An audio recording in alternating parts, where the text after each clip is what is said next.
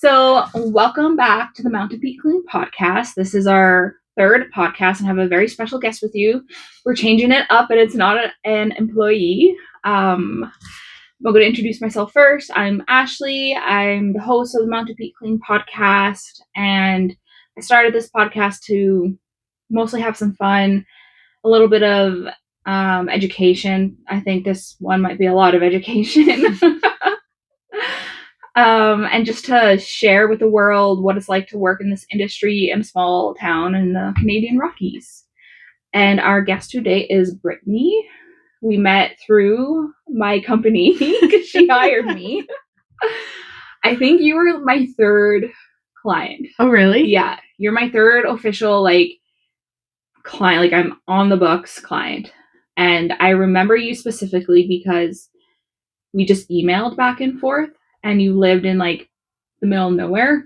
And I was like, yep. I was like to my partner, I was like, I don't know if this is a boy or a girl or where I'm going. We haven't talked on the phone. We've only emailed. This might not even be real. I might die. Yeah. And then I came out to your place. You have a beautiful house and beautiful property. Thank you. And I loved cleaning it every single time I was there. So Brittany is a CPA, which is a chartered professional accountant. Correct. I don't actually know what those terms mean, what charter means specifically. Most people don't either. So there used to be 3 streams of accountants. So there was chartered accountants, certified general accountants, and certified management accountants. And then they all combined into CPA. And so basically it just means that we have to go through a certain program. And then when we're completing financial statements or audits, because we have all that training, the financial statements hold more weight than just preparing a tax return that's done by not a CPA. So it just is the training that we've gone through. So we go to university for 4 years, and then there's training after that, and then tests to complete that and get that designation. And then you have credits that you have to get every year too? Yes. So we have to take professional development credits. Some are unverifiable, which is just reading. And then other ones are seminars, courses. So usually it tailors to what I'm doing. A lot of mine is tax related. Constantly every year have to be continuing that education. Wow. That's awesome. Everyone always says if you're a CPA, you must love numbers. That's so stupid. I do love numbers, but my motto is you don't need to be good at math. It's just mostly knowing where the numbers go. Because in this day and age, we have tax programs that do most of the work for us and Excel spreadsheets that add everything up. So it's just knowing, is this expense something you can write off or not for tax purposes? Putting it in the right spot in the worksheets or the programs. And to be honest, the longer that I use these programs, the less good I am at math. That makes sense, actually. Yeah. I use my calculator, so. Yeah, me too. Even when I went through university, they never taught the programs like Sage and QuickBooks. That never came into the university programs until after I had graduated. So a lot of my professional development goes to the program. So it's taxes and then the programs, learning them, how to improve them, help my clients. Cool. How to be efficient at them. Yeah. And so you live locally. Do you have what sizes of businesses do you have? Do you have small, medium, large array of things? So they range from little companies. So it could be a hairstylist that works out of her home all the way to multi-million-dollar oil field companies. The range goes through all the industries. So I've got farmers, I've got welding companies, I've got physiotherapists, cleaners, hairdressers, construction companies, wellness companies. Are they all local or where? No, so they are all over. I got my CPA in Northern Alberta, and when I left the accounting firm there, a bunch of them came with me, and I started my own accounting firm at that point. So they came with me, and they've just followed me wherever I've gone. And then just recently, about 1.5 years, 2 years ago, my husband actually, who is a CPA as well, came to work for our company. And so then we could add more clients. So then I kind of opened up to local clients. Thanks for sharing all of that. So you were like my third client. Did you have cleaners before, like ever in your life? Yes. So when I lived in Northern Alberta, I did have a cleaner. She came like once. When did she come? I think it was once every other week.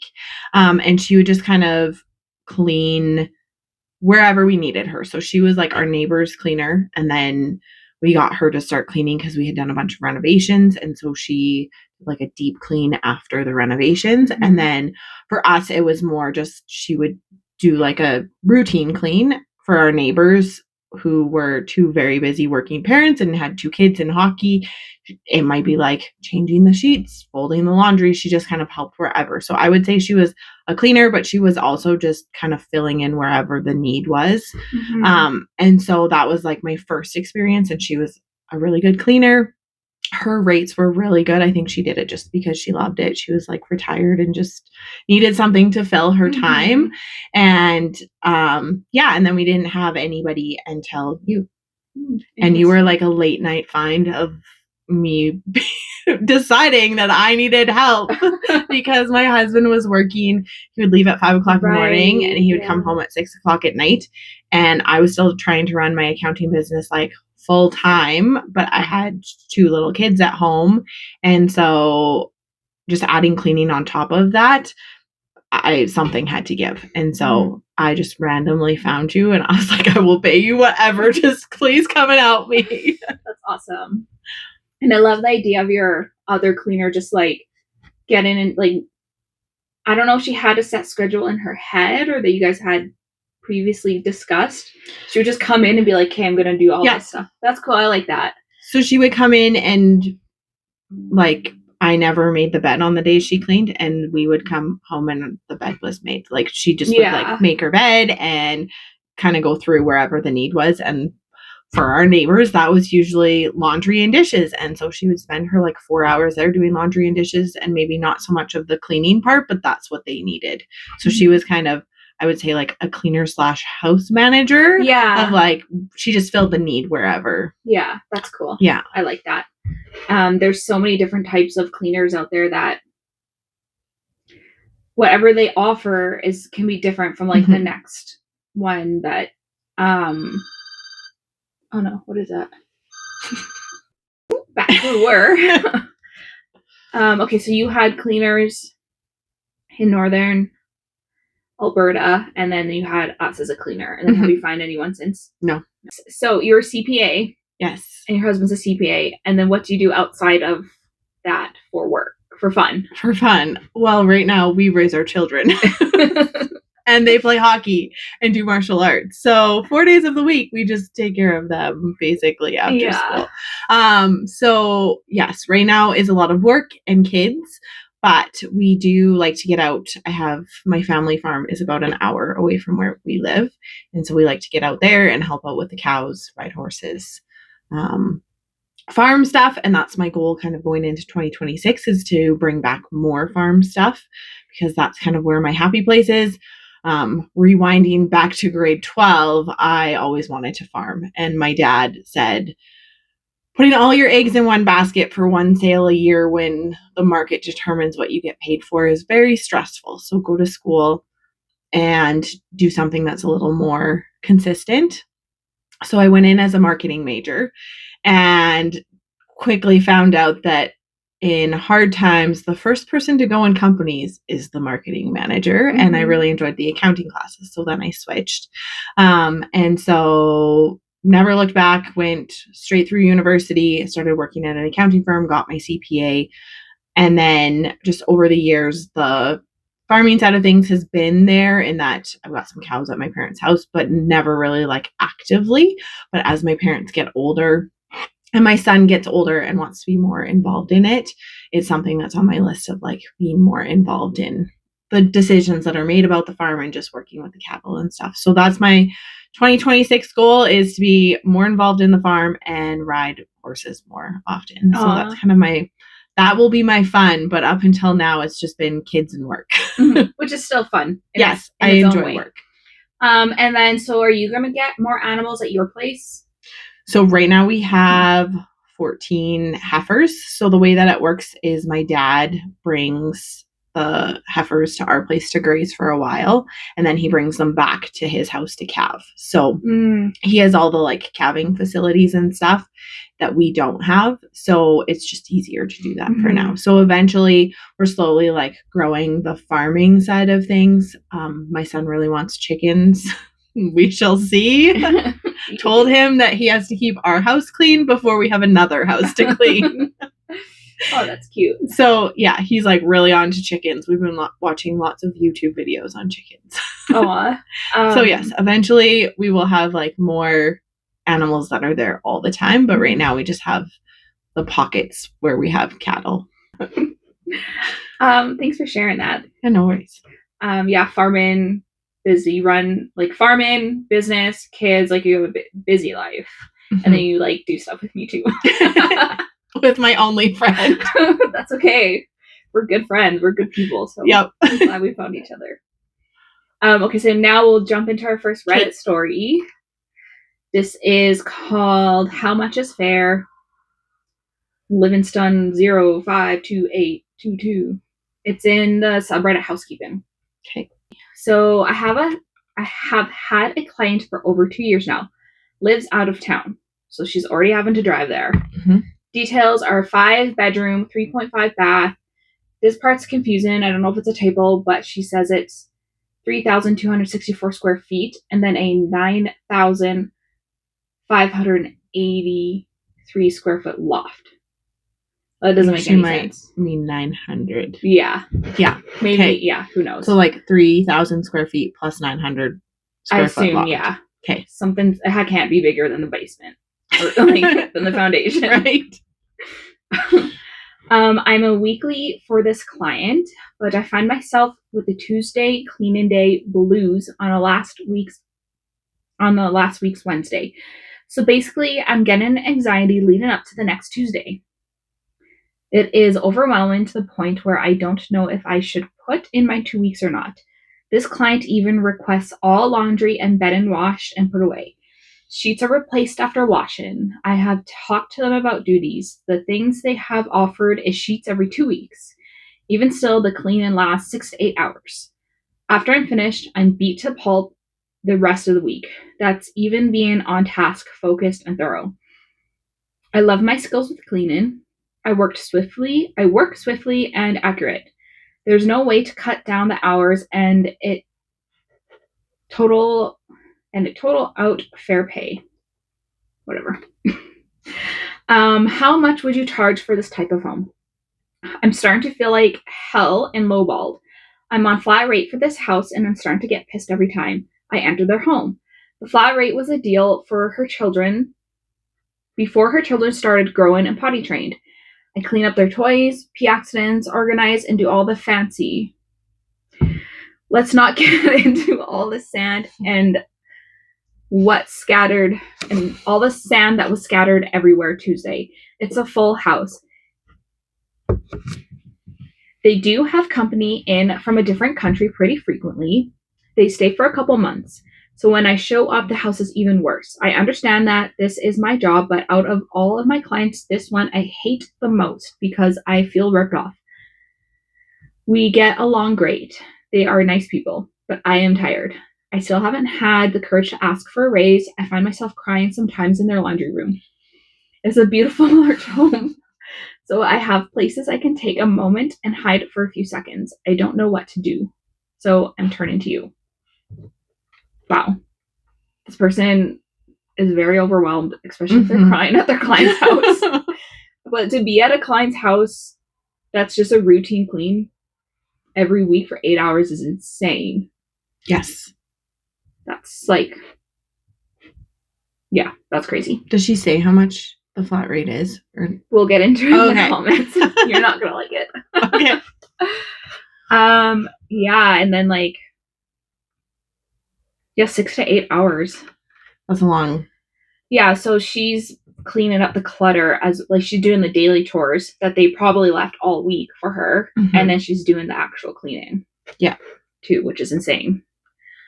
Some of the comments are, you are being ripped off, and they should have 2 to 3 sets of sheets per bed if they want beds changed.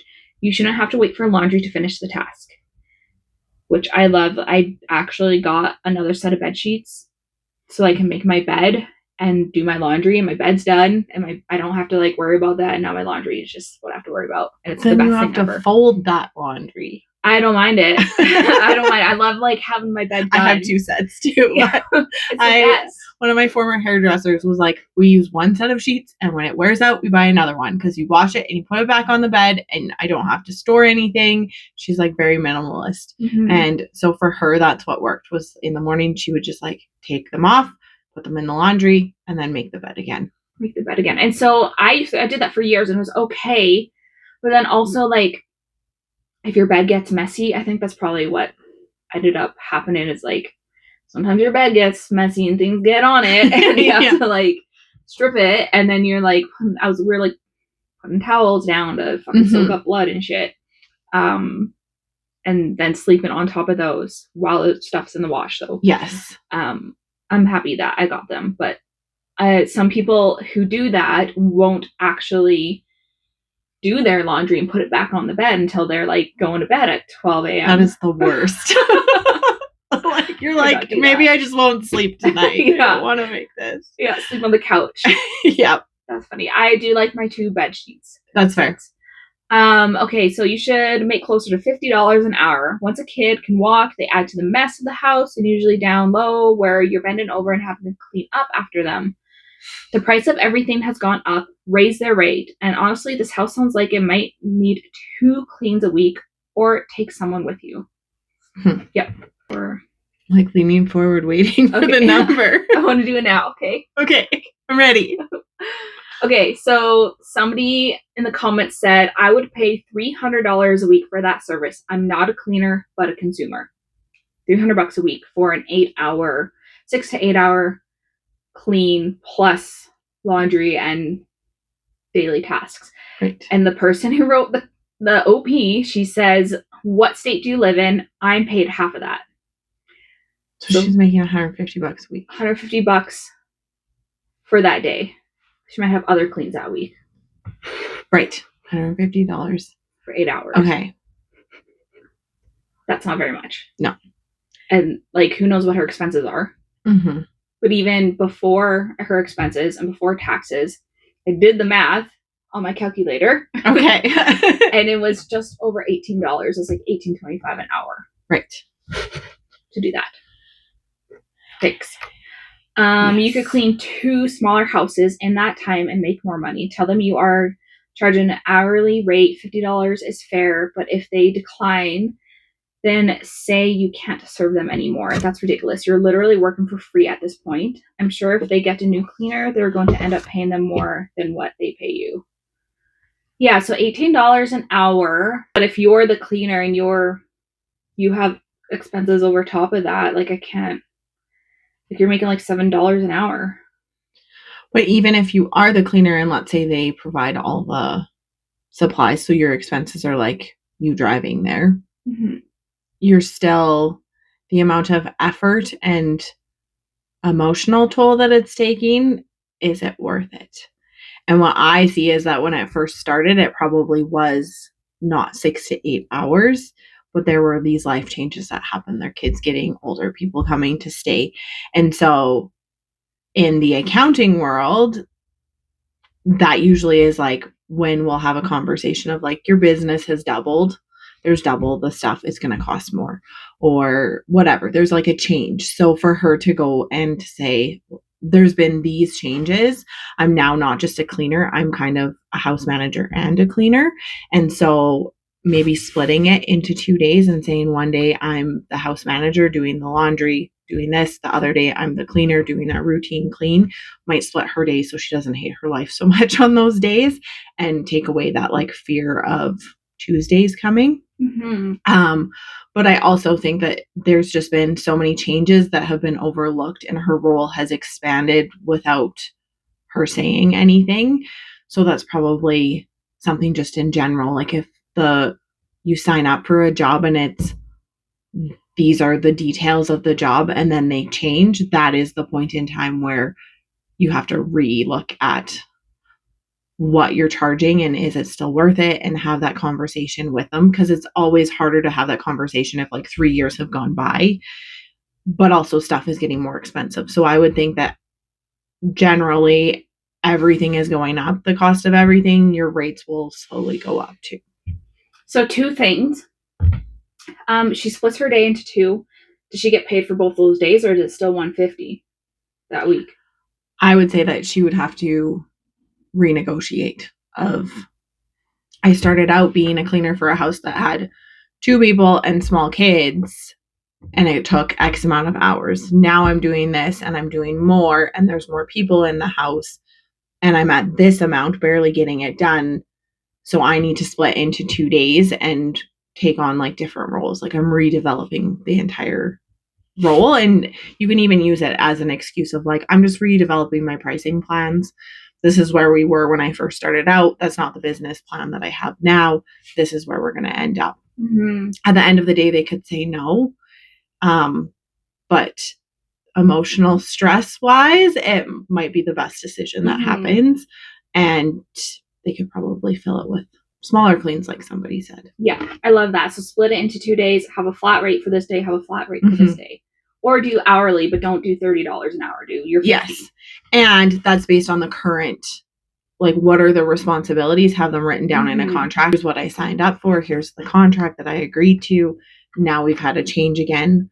So it's going to have to go up because I'm spending more time. And I love that. And so the second thing is treating it as a business, because it is, and how you said like your tasks are changing. So like anybody who works like at a grocery store, at a pharmacy, at the library, at like a mechanic shop, like this is what you got paid to do, and then your bosses add in on more tasks for you. You have the right to negotiate a different wage, a different price. And I love that cleaners can do that too, and they should be doing that.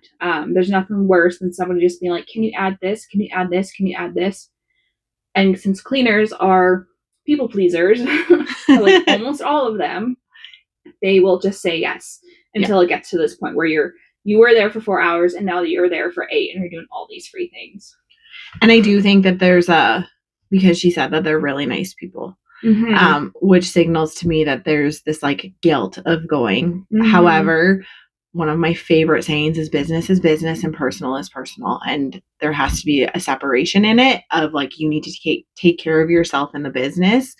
And so if you're not getting what you're worth, then your time costs money. So if $18 is not worth it and you could be doing something else for more, then the answer is very clear. Like either you need to raise the price or you need to quit. Yes, job. That's so true. What do other people say?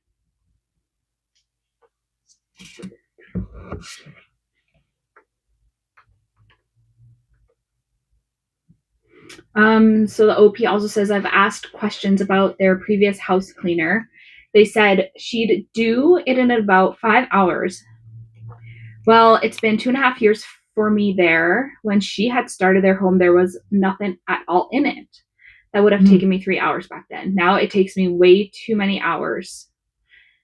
She let go of the cleaner before I started and told me it was due to scheduling issues. If that house was offered to me back then, it would be free money to me. I could easily finish in 5 hours today if they'd just clean up daily tasks before I got there. Please don't leave food sitting out all week until I get there. That's not even an example. The house is newer and it's kept clean due to me, but I'm wondering if they don't have a cleaner at all, would they be this bad? I feel like it's intentional. Yeah, I don't know. I feel like if a cleaner is coming, you push things off. What do you mean? Like when I knew you were coming every other Tuesday, then I'd be like, oh, I'll just like leave that. Ashley will vacuum that up. There's a dead fly behind the door. Whatever. Ashley will get it. Things like that is normal. Yeah. Like crumbs and things, but like leaving food Remember out. that apple under the couch? I do. I remember that was so freaking cute though. I'm like, oh my goodness, I am so embarrassed. Like, kids, who didn't put their apple? And like, do you think it rolled under there accidentally, or do you think that they like didn't want to eat it anymore? No, I think it rolled under there. And then they just didn't tell us that they. And it was one of those things where if I'm watching them, then I have like a pretty good idea of what's going on. But if it was a transition of my husband came home and started watching them and didn't know that they had apples, then yeah, it probably got like shoved under the couch. That was so cute because I had like get on my belly to clean under there, and then I saw this apple with one tiny little bite out of it. Waste of apple. That's so cute. We have had conversations about wasting food since then. You hire us, we expect you to do the daily chores and clean up. Yeah. We want to do all the crumbs and get the apples up from under the couch. Right. Things. If you want like routine cleaning, that is different. Mm-hmm. And that is cheaper. Yeah. So if these people want the full deal, they're going to have to pay for that. Pay for it. Yeah. And like your business will also, the size of your business and how many people you have can also, well, you could be one person and still offer all of that. It still would be more expensive. I guess it just depends on what you want to do. At this point, I really don't want to organize. I feel like I'm not the best at it. If you're getting paid half that, you're making $18 to $25 an hour. A town in my state has an almost 18-hour minimum wage. If you deduct your expenses, you're making much less. Mm-hmm. Yeah, 150, and so OP says 150, and that includes the raise from last year. I don't know what to do. There are times where I've been unable to finish stuff. I do let them know. They're laid back a little. But then when I can't get to some stuff, it makes my life a bitch the following week. If I complete the entire house in full, I'd be there until bedtime. I do great work. I'm definitely proud when I leave the home, so this house makes me feel like I'm failing. Yeah, it's her responsibility too to bring these up to them, though. Too. Mm-hmm. Like I get it's scary. Talk about money, scary. For some of us, it's always a thing. For me, I shouldn't take it personal. It's not like a personal thing, but it feels like I'm ripping people off or something. I don't know. Yeah, that's fair. Something you have to get used to doing. Going from like a 9 to 5, just getting paid. And then like being like, oh, I actually have to like ask people for money. But even at a 9 to 5, if you're getting paid $18 an hour to do this amount of work, you would probably be looking for a new job. Yeah, that's true. Yeah. But it's like you need to just make it transactional, like take the emotion out of it. The end of the day, this is what I need to make, or this is what it's worth it to me, because she sounds very stressed out about it. So either it needs to be she's making enough money to make it worth it. She can change her schedule and adjust, make more money at it to at least cover her costs and like be making what she needs to, or just be done with it. Mm-hmm. Yeah, and find different clients. This person, and it's so true, they're just a commenter. They say there will always be people cleaning at a cheaper rate just to get the business. Oftentimes they become unreliable and sloppy because they are losing money, because they start resenting the client. These people hurt the industry and themselves. If someone says, oh, you charge too much, I'm fine with that, because that tells me I don't want to work for them. They will not respect me or my work. Mm-hmm.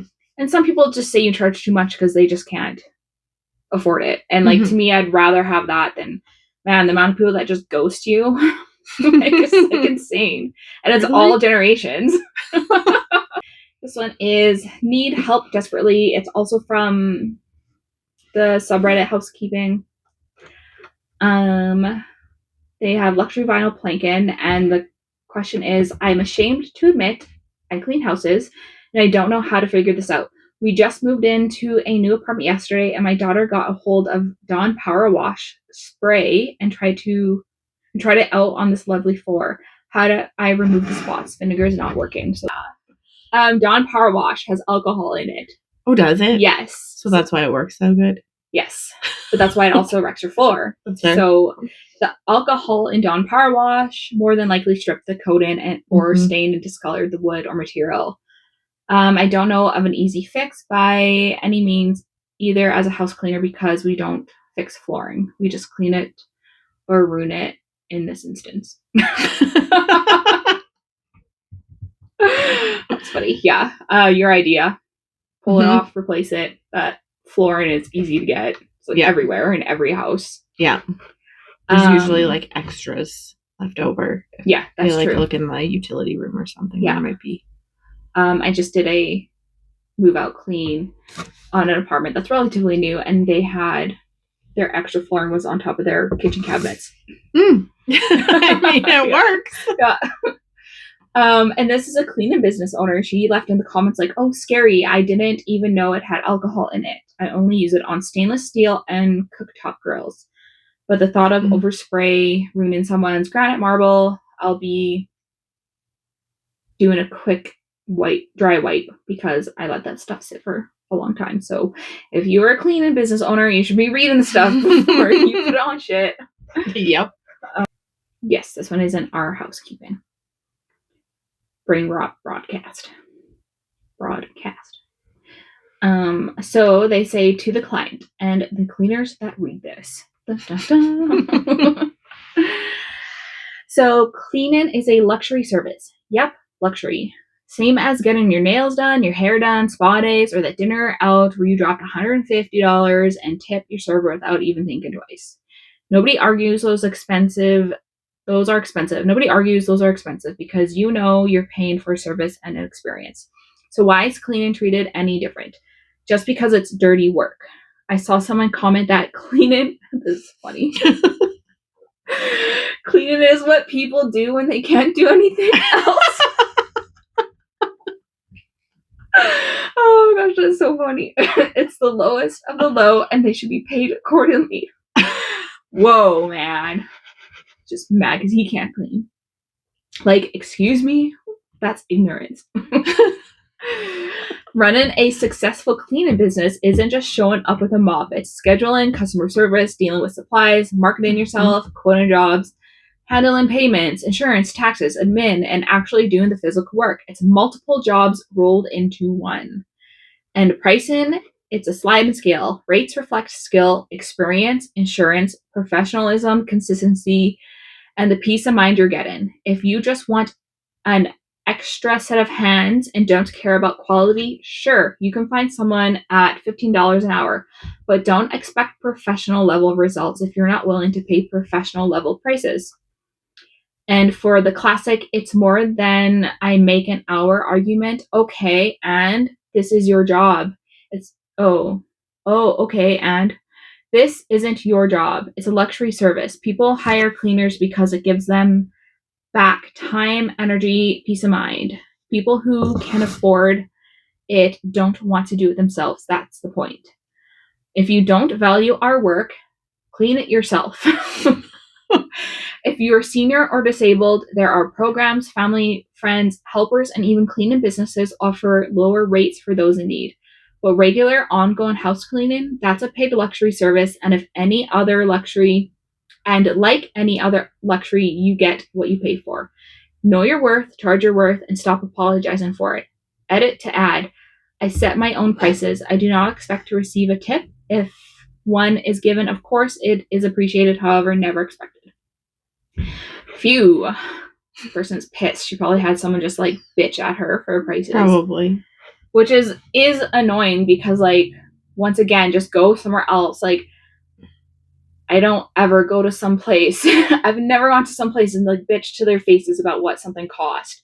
I would just pay for it and then like silently go to another person place. If I didn't like it, or if I didn't think it was worth it, or like whatever was going on in my life at that time. Yeah. But I get it because like multiple times I've had to like defend my prices compared to solo cleaners that don't have the expenses I have. But do you need to defend? I don't. It's more of an education, I guess. Yeah. Like, almost like right now, I think I'm getting past that point, but there was a certain point in time where I had to like educate people on the fact that I'm not a solo cleaner. Like, I have staff to pay for. I have all these things to pay for and carry insurance. Yeah, all those things, and providing jobs for people. So at one point, it was almost like I had to say it because otherwise they wouldn't know what their money is going towards. And I want to be transparent too. Like, I don't want to know what my expenses are. I'll give you a list of it. It doesn't bother me. Like, go look at it. Like, here's my tax return. Yeah. Yeah, this person's pissed. I just want to go back to that cleaning is what people do when they can't do anything else. That's so funny. The new slogan. Mountain Peak Clean. Yeah. Guys, we don't know what to do. So we're just going to clean. Oh, I love that. And I do think that it is, like, I wouldn't say it's a luxury item, but if people have issues with, it's like anything. If you want a cleaner in your house, maybe you don't get your nails done or your hair done or like all the extras, right? It's a personal preference. And I do think that there's an added, when you look at houses that are cleaned regularly, that's upkeep on the house too. So you're prolonging the life of everything by keeping it clean, by not letting it get like super dirty and cleaning it once a month or whatever when you have company coming over, that kind of thing. Like, by you're cleaning it, so you're looking at it as a routine clean, but it's also cleaning and prolonging the life of the faucets, of the toilets, cleaning them, like if there's iron in the water and stuff, cleaning it so it doesn't get really bad, that kind of stuff. That's all things that need to be done in a house, and that's happening with routine cleans that goes above and beyond. Like, you're not just vacuuming and dusting and like doing a quick swirl of the bathrooms. Like, it's cleaning everything and prolonging the life. Yeah, that's so true. It's like you invested all this money into your house. Now you have to invest in keeping it up to date. And that's either with the time of you cleaning it or the time paying someone else to clean it. Yeah, basically. That's so true. Just the other day, just yesterday, there was a house that the drain was clogging.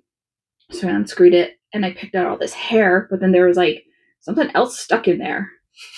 Yeah, and it was like I couldn't grab it. So yeah, something like that. Your cleaner's gonna find those things for you and let you know about them. Yeah. So that it doesn't become like, oh, you let it go for so long, now there's a leak and you have to replace your floor in your whole bathroom. Yeah, exactly. And it costs you more than just having the cleaner there.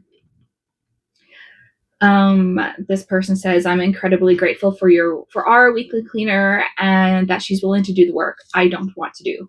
I love having a clean house, but I hate cleaning. I'm more than happy to pay someone else to do it, and the price to do quality work is worth it. All we have to do is pick up after ourselves, maintain easy tasks like wiping counters and sweeping daily crumbs, and she does the more thorough, time-consuming cleaning at the end of the week.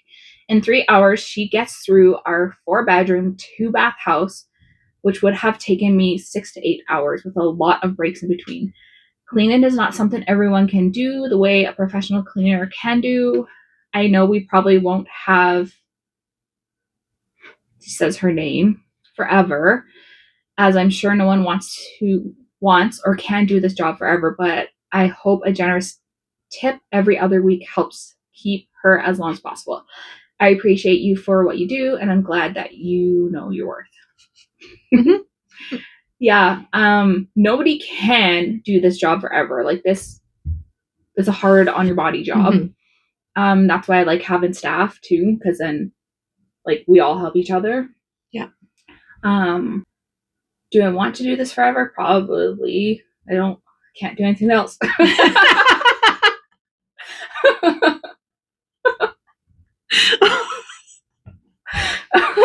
Yep. I mean, no, you can do something else. That is forever the running joke. Yeah. That's hilarious. I laughed out loud when I read that the first time. That does not offend me at all either. I think it's hilarious. I like that I started the business and I'm trying to expand it because I've learned like so much stuff from that. Like, nothing, like I would have never learned this if I did other things. If I continued a career path doing other stuff. Yeah. Have you learned more from like starting your firm versus like when you were just working at one? Yeah. So the biggest thing I learned is when I worked at a firm, I had a very set role. So I was the accountant. I did the corporate year ends. And then I checked my colleagues' corporate year ends and billed them, and that was it.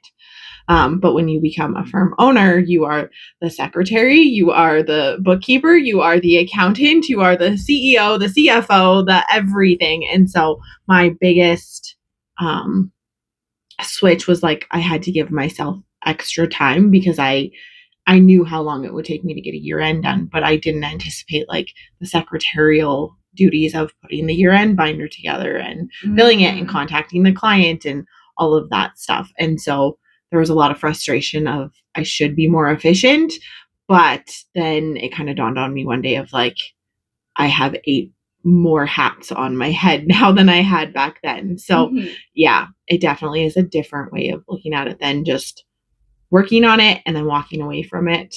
And it's ultimately at the end of the day not my problem to everything is my problem. Yeah, that's so true. I feel like I have that even going from being solo to, well, I definitely had it going from like 9 to 5 to solo cleaner, then from solo cleaner to now I have staff. Yeah. And I freaking love my staff. Like, I'm here every day because of them, and they're awesome. So I'll do anything for them. But it also comes with an extra responsibility because it's like their livelihood now is dependent on you. Yeah. Instead of it just being your livelihood is dependent on you. So there's a switch there too. It's good motivation. Yep. This comment is not a luxury for me, a necessity. I work more than 60 hours a week, and my husband is 100% disabled and unable to participate in house cleaning activities. I pay my house cleaner well and give her annual bonuses, suggesting that this is similar to getting my nails done is preposterous and minimizes my house cleaner's contribution, not just to my household, but to a professional working career. I can go without getting my nails done. I can't go without having a basic hygienic home.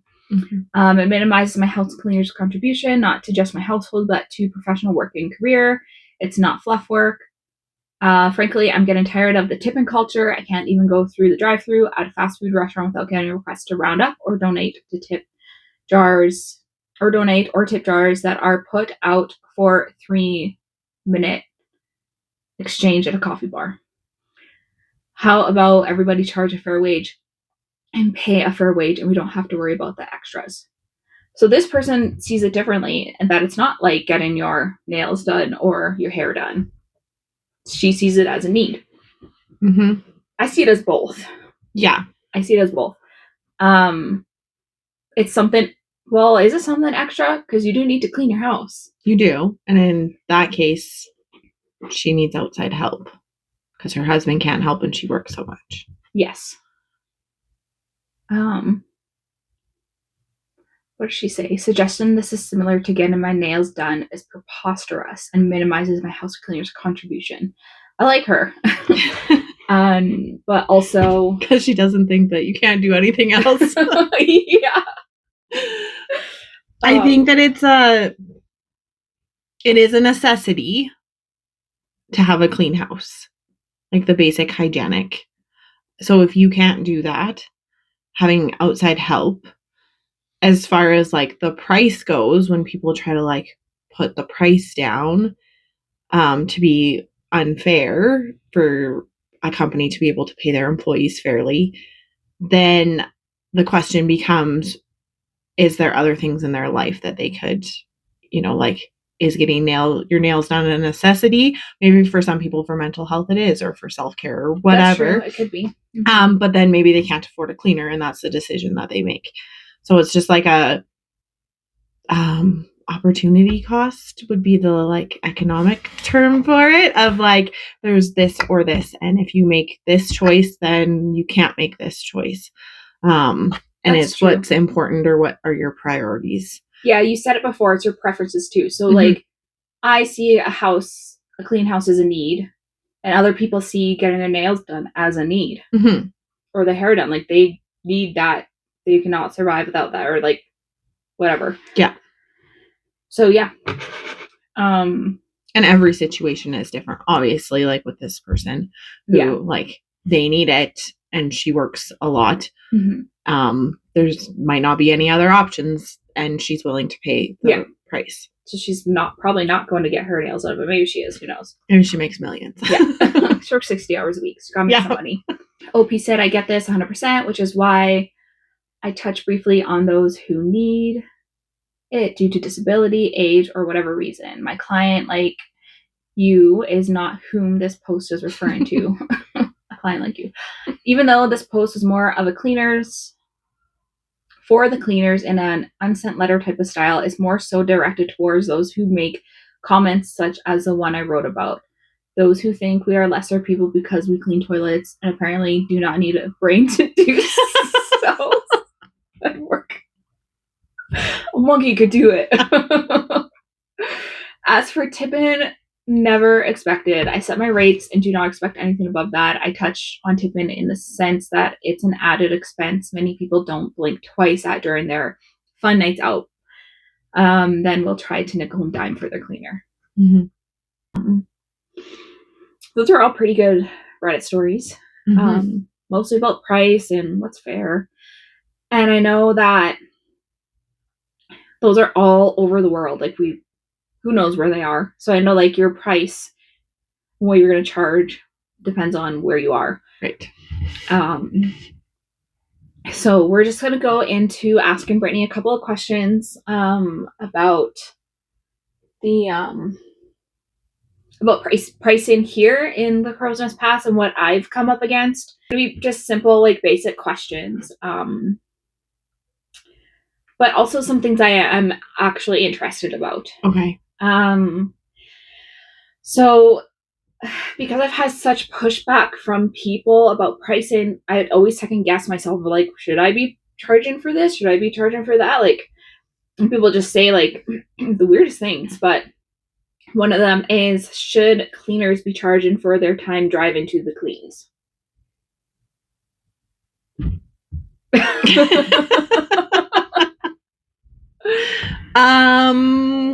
I think that depends on whether you're a solo or you have employees. Because if you have employees and they're traveling, that's obviously time that they're working.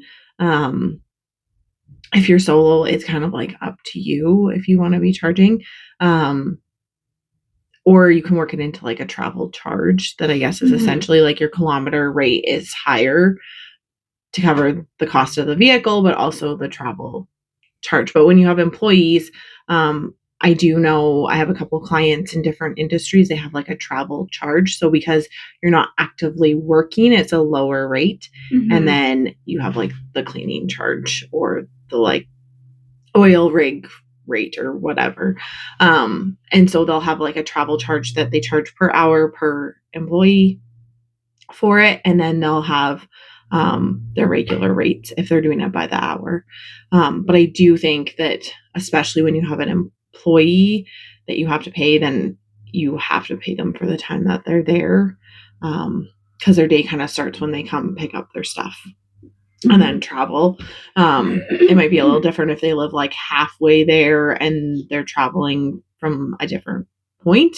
But if they're like coming to the office to start their day and then go off to the cleaning, then I think they do need to be charged for that. Yeah, I think so too. And even as a solo cleaner, if you, and I could be wrong, or you have a different opinion, but as a solo cleaner, if your car expenses are now going to write-offs and taxes, like would you bill that into your cleans too, like your oil changes and if you're paying for your car still? Mm-hmm. So normally the way that it works when you have a vehicle that's used for business, that's not a business vehicle, the best way to do is charge mileage. So you're not charging every oil change and fuel. You're charging the rate. CRA every year sets the rates that you can charge. And that's taking into account the wear and tear on your vehicle too. Okay. So we can't really put a price on the wear and tear of your vehicle each year. So it would be either claim mileage or put your vehicle into, there's some special schedules that you can fill out for like vehicle use that you can say like you use it 60% of the time for business, and then it will write off You put in all your gas, all your oil changes, insurance, registration, and then the value of your vehicle, and it'll depreciate it for you. So it essentially does the same thing as mileage. So it just kind of depends how much you're traveling, and how your business is structured for that rate. But you definitely should be claiming those expenses against the income that comes from your travel charges. Right. Or if you don't have travel charges, but you're traveling, you still should be claiming those expenses. So like if you're charging, the average around here is $30 an hour. If you're charging $30 an hour, your travel fee has to come out of that. So you drive to the job, you get there at 9, you start charging them the $30 an hour. Is that $30 an hour? Part of that includes that drive time and like those mileage times and whatever you're putting in. So you could structure it as like a travel charge. So you have a travel charge that's like $60 or whatever. It could be a per kilometer rate. And then you can set it at whatever you want. It could be like $1 a kilometer. So then that's working in the cost of you driving there as well as the cost of your expenses for your vehicle. And then just start your $30 an hour when you get there. Or you can say it's $30 an hour when I leave my house, and then have a lower travel charge, or not charge a travel charge. Then you just say it's $30 an hour and you're paid $30 to drive the half an hour or however far it is. So either way, you have to either start charging your hourly rate when you leave or put a charge on top of the $30 an hour. So at the end, you work for 2 hours, that's $60 plus like the however your mileage rate. Yeah, your mileage rate. Or a travel charge. Right. Okay. What about their time cleaning and maintaining all of the equipment needed for the cleans? So they do typically people can only get about 2 cleans in a day of 2 different houses, unless they're doing like a full clean or an Airbnb clean. You can only do one. So they do their 2 cleans. They have all their laundry, all of their equipment they're going to bring back to their house. Should they be charging for whenever they are doing their laundry, filling up the bottles, filling up their packs for the next day? Are they charging their clients for that? So probably the best way to figure out how much money you're making per hour is to add up what you're charging per hour. So you have 2 cleans in a day, what are you making for that versus how many hours you're actually working? And that gives you the true picture of how much per hour you're making. And if it works out to like $14 an hour, you're making below minimum wage in Alberta, I think. Yes. Not really sure what a minimum wage is. 15.50. Okay, I'm pretty sure. Yeah. And so that like accounts for like, is what you're making justifying the time that you're spending on all of those extra things. So you're not charging the client like an extra hour per clean because you're only filling up the bottles, say like every Friday. So you could like split that between, if you have 2 clients a day, like 10 clients, or you can just say in a week, I work X amount of hours, including all of this stuff, laundry, this, and I'm making this much money. Divide that by the hours that you work. And that gives you your basic, what you're making before expenses. Yeah. So that would be like what you're bringing gross revenue per hour. And then is that enough to justify working, or do your prices need to be higher? Right. Okay. So basically, yes, you should be charging for filling up your bottles, whether you do it every day or at the end of the week, where you do your laundry every day or at the end of the week. That needs to be figured out what those costs are and divided among the rest. And so once again, do they take that out of the $30 an hour that they're charging, or do they add that on top? Like how in that $30 an hour, where does the extra work come from? Because they're not at those people's houses. Right. So they could do, then I would say it's like $32 an hour, right? Like, right. So figure out, there's like 2 ways to go about it, of figuring out like, I want to make $32 an hour before expenses, which means that I need to charge my clients $32 an hour, like, figuring out what you want to be making per hour and then figure out, what you want to be making per day or month, and then divide that to figure out what the cost is per hour. So how many hours do you want to be working? How much do you want to make?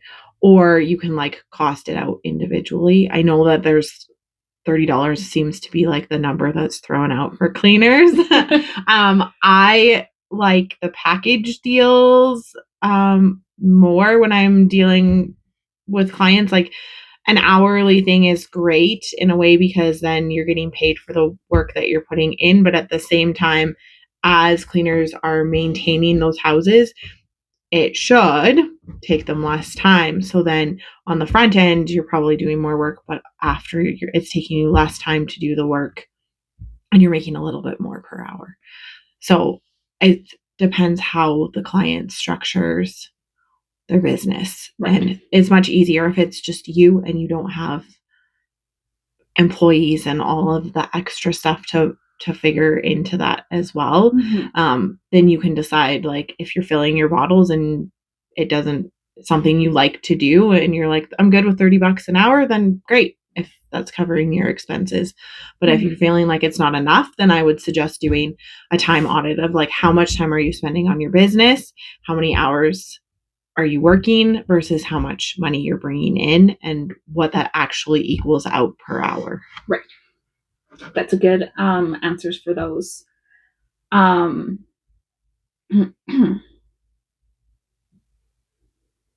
So is it wrong for cleaning businesses to have upsells? For example, a client wants to add on laundry service for the clean. Does the cleaner have the right to charge more for that? Yes. A client wants to add on their oven. Does the cleaner have the right to charge more for that? Yes. And they can upsell it. Like, the way I always look at it is, when you go to the gas station, you're going there to get gas. But when you walk in, they don't give you free snacks just because you're there. So you have to pay extra for those. Those are the upsells when you go in there. So when you hire a cleaner, she come here, she's giving you, this is what we're cleaning. And then if you want to add more, then she has the right to charge more for those. Yes. Yes. Thanks for saying that. Yes. So some people, if they're working hourly and they're like, oh, can you add on the oven? And it's an extra 4 hours for them. Then that's an extra, like, however much money per hour they're making. For us, we charge the package. So it's like, we'll clean that for this set price. Right. However long it takes us. Right.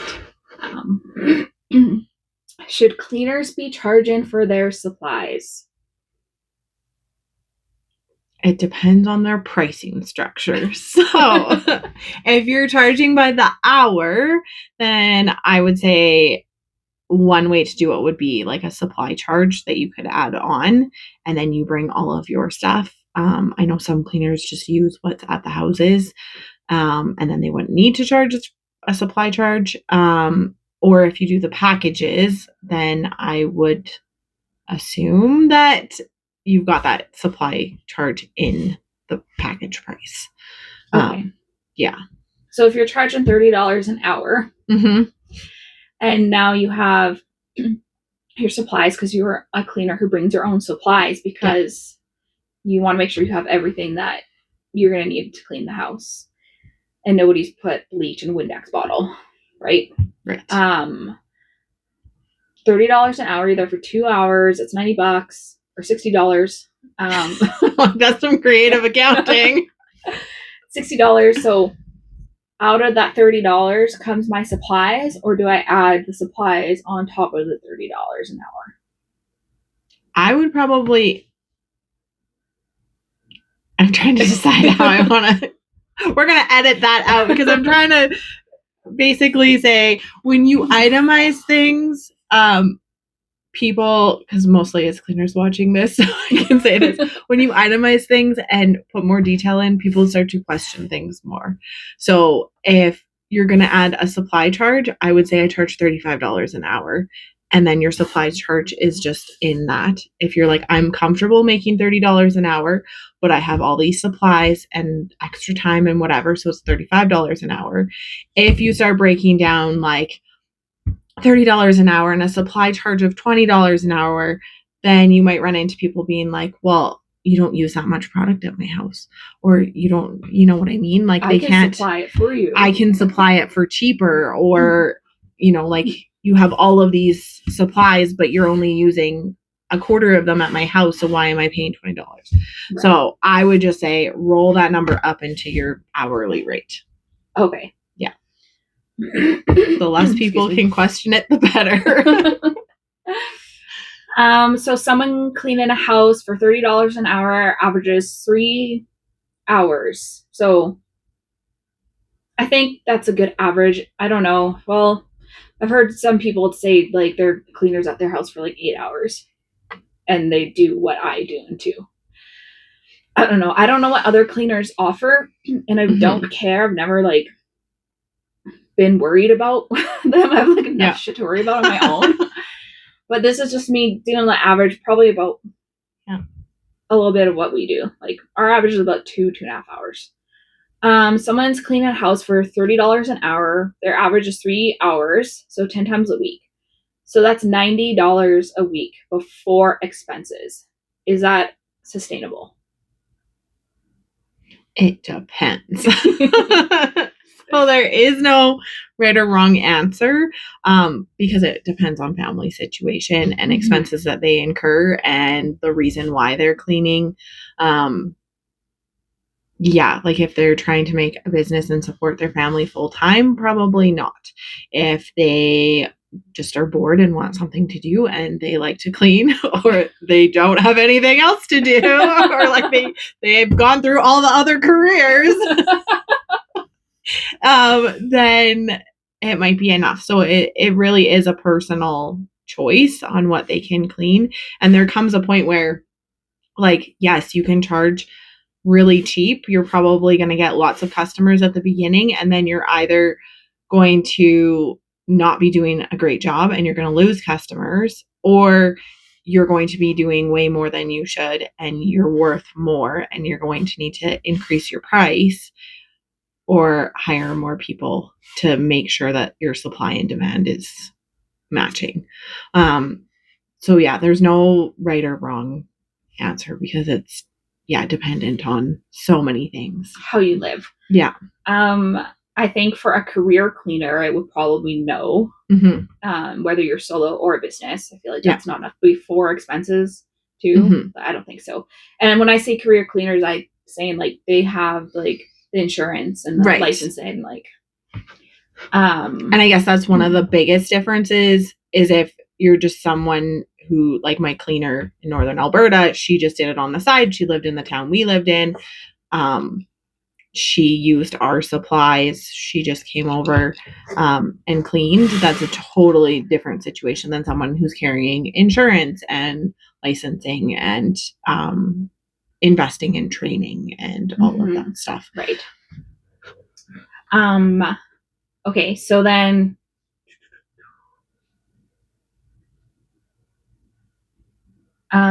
three more questions. Okay. Some of them this one might not make sense, but I wanted to touch on Airbnb cleans because they're such a specific clean. They're like it's hard to have multiple Airbnbs without having multiple staff to run them. Right. Because there's many times when an Airbnb will land on a turnover clean the same day.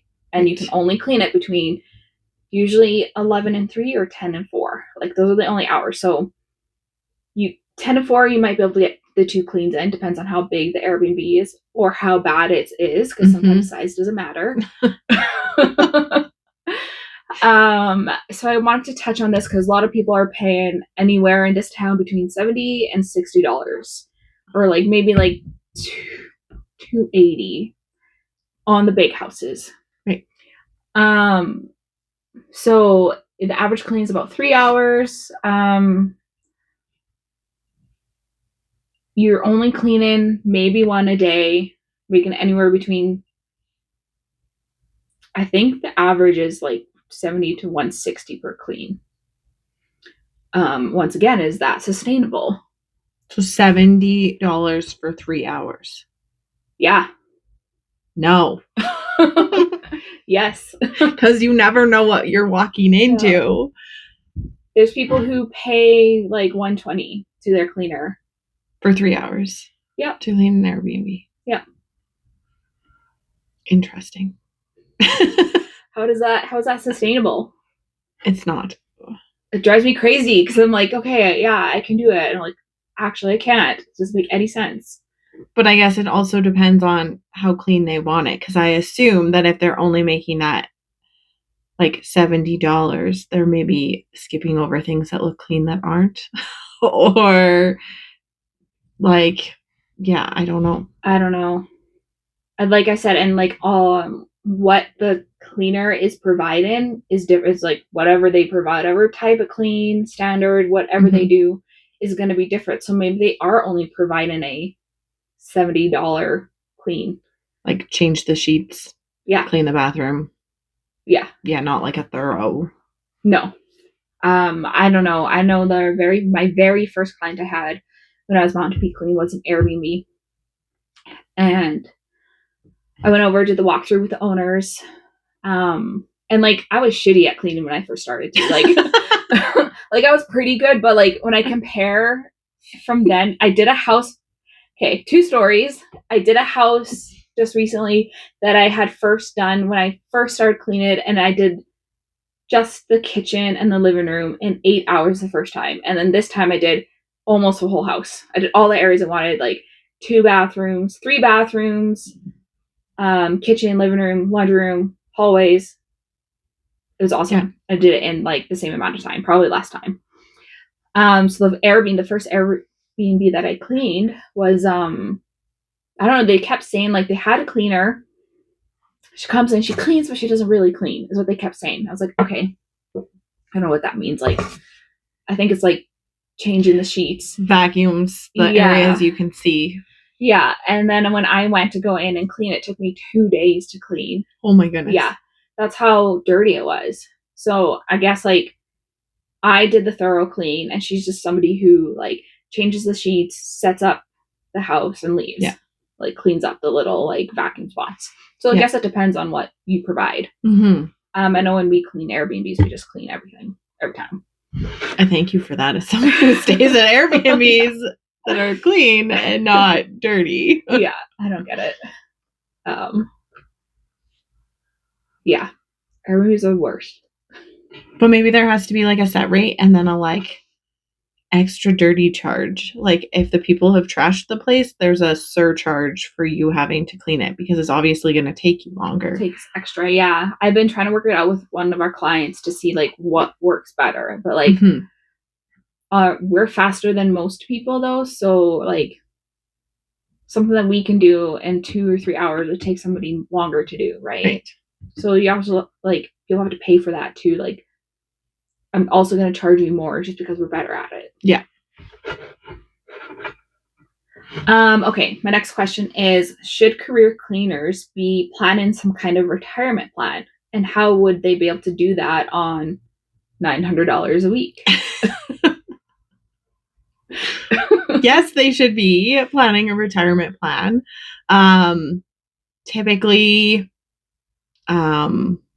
if there is anything left over, once you have paid for all your expenses and taxes and everything like that, and the money that's left over for you, investing in a TFSA is a good place to start putting some money if you're in Canada. RSPs, I don't love unless you're in higher income categories, like $200,000 a year in income. Then we start talking about those. But I definitely think that it's important because, like you said, cleaning is hard on your body. It's not something that will last forever. And so having a retirement plan is a good idea. So I'm cleaning for $30 an hour. There's probably nothing left over for retirement. That's what I'm trying to say. If there is. Oh gosh. Yeah, so if you guys haven't caught on yet, $30 an hour is not sustainable. If you are a career cleaner, your $30 an hour is not going to cut it. Yes. Said it out loud. Well, and $30 an hour minus insurance, minus supplies, minus taxes, minus all the other things, that's what you're taking home to be able to pay for groceries, mortgage, rent, all the stuff. So at the end of the day, like that's where a lot of people think, oh, $30 an hour is what I'm getting paid, but that's not what you're getting paid. We have to take all that stuff off to see the true number of what you're getting paid.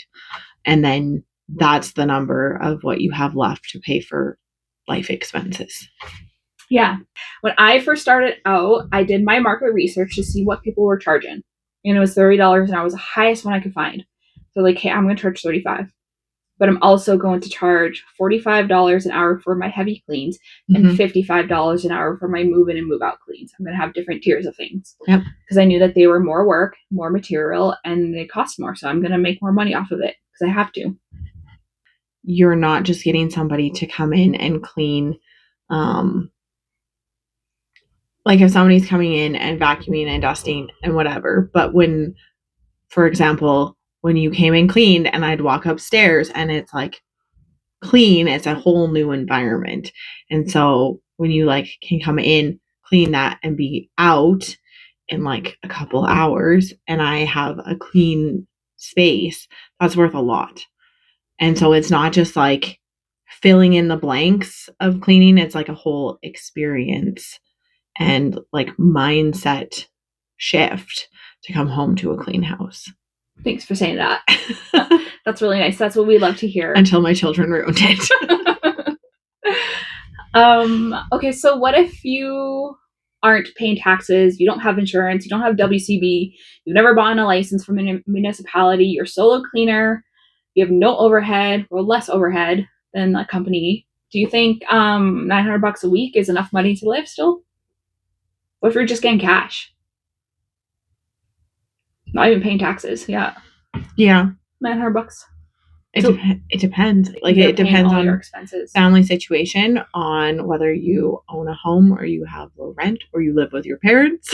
Like it could be, there's so many factors that play into it, which I think is what people don't understand when they see, well, I could hire this person for $30 an hour, but their situation is not the same as a professional cleaning company. It's just someone who is cleaning that doesn't have insurance. And it probably never comes up and isn't something that they think about until something bad happens and then they don't have insurance. And so it's a completely different, it'd be like two different categories of cleaners. Yes. It's not apples to apples. Yeah. You said that before. But generally speaking, as far as employees go, when I'm doing numbers for projections, an employee, I take whatever they make per hour and I times it by 1.3, and that's their cost to the company. So it's not just their wage of $20 an hour. You have CPP, you have EI, you have like the insurance related to it. If they have benefits, all of that goes in. That's a cost to the company. And so if you want to make sure that you're paying your employees enough and they stay with you so that you don't have huge turnover, because that's the other thing. If you pay $15.50 for your cleaners, chances are they're not going to stay forever. And so you're going to have lots of turnover, which means lots of training, which means quality is going to go down. And then what you're building is not going to be what you want it to be. And so it's not the same as somebody who's like, they're responsible for their quality at $30 an hour and they can make that and be comfortable and it's just extra money for them. It's not a full-time business. Not a career cleaner. Yeah. And like maybe they see themselves as a career cleaner because my goal is to build a business and to have sustainable jobs and just be part of the community. Yeah. So I think that's fun. And then what's your argument about, or what's your thoughts on when people say that the cleaner makes more money than I make? Because I feel like they're just looking at the cost of it and not maybe you should be a cleaner.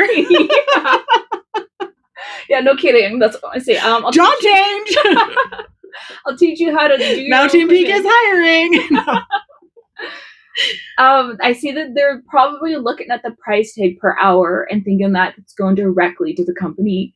Yes. And there's no expenses or something. Like, Yes. And I also think that they're not looking at all the extras that come into it. So, like for your business example, having employees, that it's not just what you're paying them, it's the extras, it's the taxes, it's the licensing and the insurance and everything else that you have for a business. They're just looking at like, they're just seeing, oh, you're there for 2.5 hours. And this is how much you're making. It's more than I'm making per hour, but it's not, because they're at the office for that amount of time and that's it, or whatever they do. It's not coming home with them of hours of other stuff that goes into it. Yeah, that's so true. If our set rate for one house was like $200, let's say, to do that clean, we're coming in, they see it, and we're there for 2 hours, they see it as $100 an hour, not like there's 3 people there and now you're paying them per person per hour that they're there. Yes. So it should be, if it's $200 for 2 hours, that's $100 an hour divided by 3 people. But then you also have to minus off the expenses because you're not actually getting paid that. Exactly. And then that's how much is actually going. Yes. You're not getting paid $100 an hour. Yeah.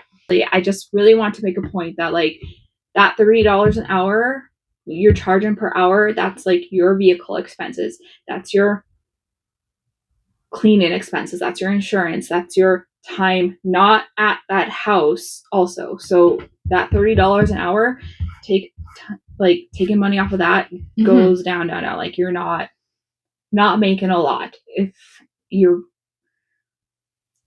goal is to make money. Yes. Which in a business, that is your goal. Yeah. In the end of it. Is raising prices once a year enough, or should it be more often?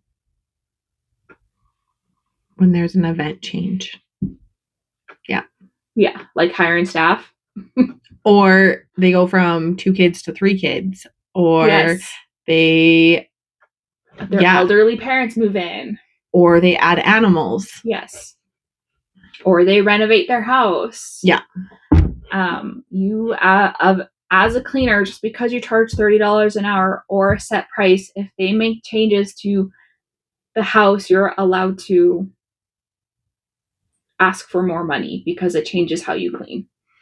Do you have contracts that you sign? No. Oh. I don't have contracts. I have terms and conditions.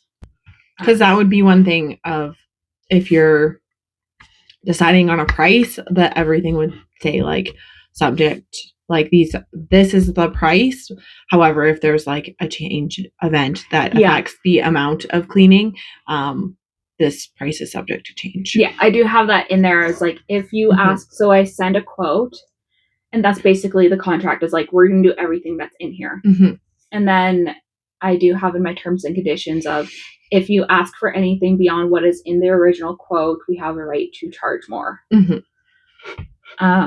Or say no. Yes. We'll have to put something on. I don't know if other cleaners are gonna like be offended by this or be like, yeah, that's cool. Dude, like we've all been there. If I could charge less, I would. If we could do it for free, we would. Like all of us, like all the cleaners, most of us love what we're doing. I'm sure there's some people who tried cleaning and they just fucking hated it.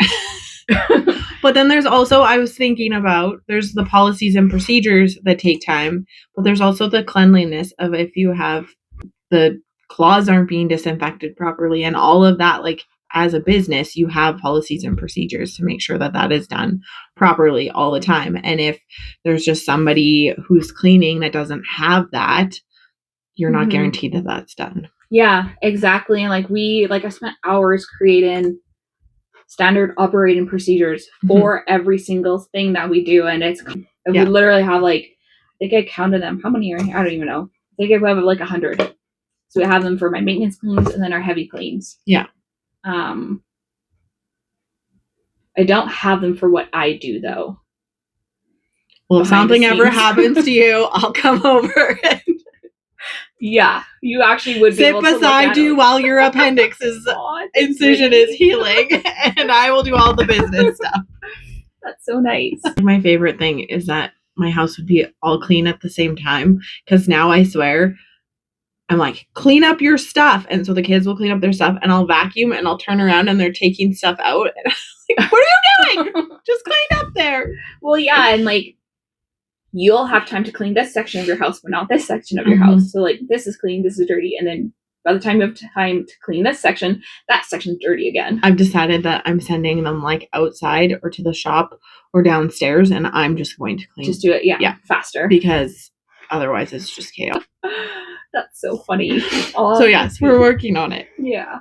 On our chores. Cool, because I do appreciate your time and your knowledge and just you as a friend and person, and I'm so happy that we're friends. If we get like a good response on this and other cleaners actually want to come in and learn about the financial side of things, then I would totally love to put together something with you and we can teach them. Yeah. And actually run some numbers. I think and run some numbers, yeah, so that they're profitable, so that when people try to talk down their prices, they can come back with the proper language. Because if it's happened to me, it's happening to them. Yeah. But yeah, anyways, it's been a really fun podcast.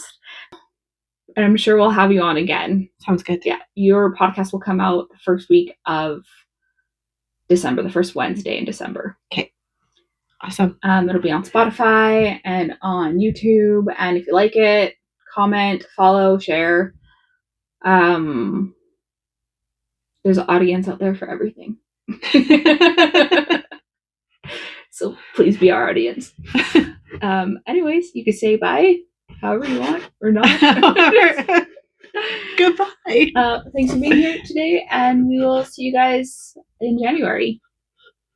Bye for now.